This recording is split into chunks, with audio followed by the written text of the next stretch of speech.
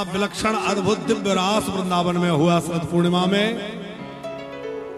और वो एक ही रात्रि, कितनी बड़ी रात्रि हो गई गुरुजी। कहा जाता है कि वह एक रात्रि ब्रह्मा जी के दिनों की गणना से 6 महीने की रात्रि हो गई। अब यहां भी प्रश्न चिन्ह खड़ा हो जाएगा कि मानवीय वर्षों से 125 वर्ष तो ठाकुर जी रहे और ब्रह्मा जी के दिनों से 6 महीने की रात्रि कैसे हो गई। तो करतुम अकर्तुम अन्यथा करतुम समर्था सा ईश्वरा। या जो करने योग्य है वो भी करे और जो ना करने योग्य है उसको भी कर दे, वही तो परमात्मा है। भगवान बड़ी विलक्षण दिव्य लीला करते हैं। जब सब गोपियां खूब शिथिल हो गई, आनंद विभोर हो गई, तो श्री कृष्ण का अब अपने अपने घर जाइए। तब सब गोपियां श्री कृष्ण की आज्ञा से अपने अपने घर पधारी हैं। सब गोपियां अपने अपने घरों में चली गई। पर बड़ी सुंदर कथा है। सुदर्शन नाम का एक विद्याधर आया, भगवान ने उसका उद्धार किया। शंखचूड़ नाम का यक्ष आया, उसका उद्धार किया। अरिष्टासुर नाम का एक दैत्य बैल के रूप में आया, श्री कृष्ण ने उसको उद्धार किया। केसी नाम का एक राक्षस घोड़े के रूप में आया, उसको मारा। हमारे वृंदावन में यमुना जी का एक घाट है, केसी घाट। आप कभी गए होंगे, देखा होगा। कौन सा घाट है? केसी घाट है ना। केसी नाम के एक दैत्य को श्री कृष्ण ने जहां मारा था, उस स्थान का नाम पड़ गया केसी घाट। अब श्री कृष्ण ने मन में विचार किया कि एक एक करके इनको कब तक मारेंगे। अब इनके स्वामी कंस को मरने का समय आ गया। तो जब श्री कृष्ण को अपनी लीला में कोई परिवर्तन लाना हो तो नारद जी को भेज देते हैं। नारद जी मथुरा गए, वहां कंस को कहा आपका शत्रु मिला। कंस बोला आज तक नहीं मिला, पता नहीं कहां छुपा बैठा है। नारद जी ने कहा अरे भोले कंस, तुम आज तक जितने लोगों को भेजते गए उनको जो मार रहा है वही तो तुम्हारा शत्रु है। जो यशोदा नंदन बन के नंद नंदन बन के लीला कर रहा है वो तुम्हारा शत्रु है। कंस बोला महाराज वो आकाशवाणी तो कह रही थी वो देवकी के बेटे के रूप में जन्म लेगा। तो फिर कहा कि जन्म तो देवकी के गर्भ से हुआ था, रात्रि ही रात्रि में वसुदेव जी ने वहां पहुंचा दिया। वो सारी बात सुनाई। कंस ने कहा आप क्या करें? बोले अब तुम्हारी परेशानी क्या करना है, मैं तो बतला दिया, अब चला। नारद जी विदा हो गए। फिर अब संक्षिप्त कथा सुनाएंगे, चूंकि विवाह का समय हो रहा है, पर आप लोगों को भी जल्दी जाने की रहती, इसलिए समय से कथा पूरी हो जाए। तो संक्षिप्त आगे के प्रसंग सुना दें।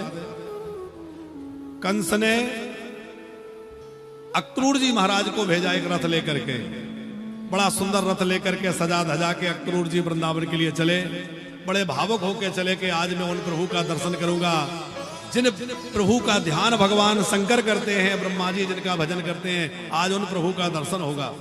अक्रूर जी ब्रज में पहुंचे और नंद बाबा से कहा आपको अपने बच्चों के साथ महाराज कंस ने निमंत्रण दिया है, बहुत बड़ा यज्ञ है, आप सबको बुलाया है। देखो आपके बच्चों के लिए तो कंस ने रथ भी भेजा है। नंद बाबा बड़े भोले हैं, वो तो कुछ समझे नहीं। बोले ठीक है, बहुत अच्छी बात है, हम लोग चलेंगे। लेकिन ये बात जब यशोदा जी को पता चली तो यशोदा जी व्याकुल होकर रोने लगी। मैं अपने लाला को कहीं नहीं जाने दूंगी, क्योंकि मेरा कन्हैया मेरे से दूर जाएगा तो मैं रह नहीं पाऊंगी। मैं बिना कन्हैया के जीवित नहीं रह सकती। कन्हैया को गायों से लौटने में, वन से लौटने में देरी हो जाए तो मैया यशोदा व्याकुल हो जाती है, अभी तक क्यों नहीं आया। वो कुछ दिनों के लिए चला जाए, पता नहीं मेरा क्या हाल होगा, कितने दिनों बाद लौटेगा। श्री कृष्ण ने समझाया मैया मुझे जाने दो। बार बार कन्हैया ने समझाया और बार बार कहा मैया मैं लौट कर आऊंगा। तो यशोदा जी को लगा मेरा लाला जरूर लौट के आएगा। सब गोपियां द्वार पर आके खड़ी हो गई और द्वार पर आकर के कृष्ण को रोकने का प्रयत्न किया है। मार्ग में लेट गई हैं। श्री कृष्ण बलराम सवेरे सवेरे रथ पर बैठकर निकले तो गोपियां तो मार्ग छोड़ने के लिए तैयार नहीं है।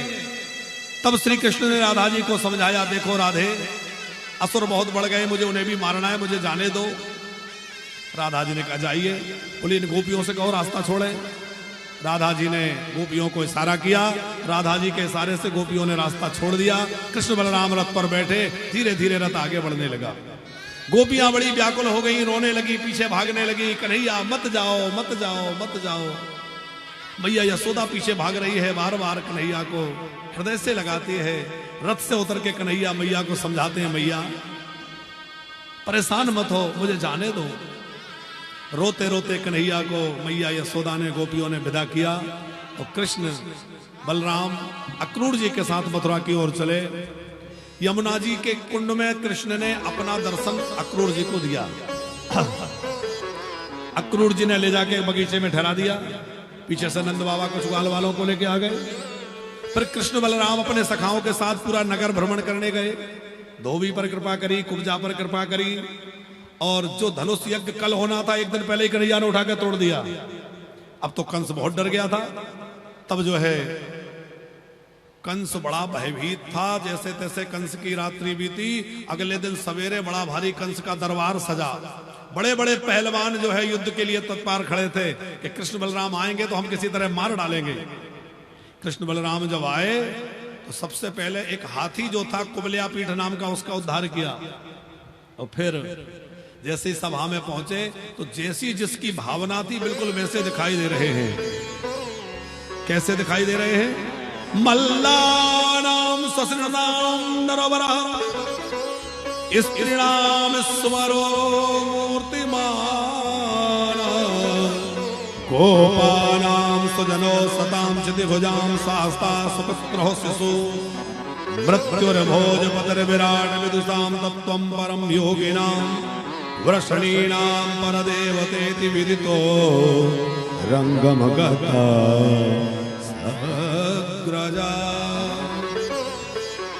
जैसी जिसकी भावना थी। देखो कंस को लग रहा है मेरी मृत्यु चली आ रही है।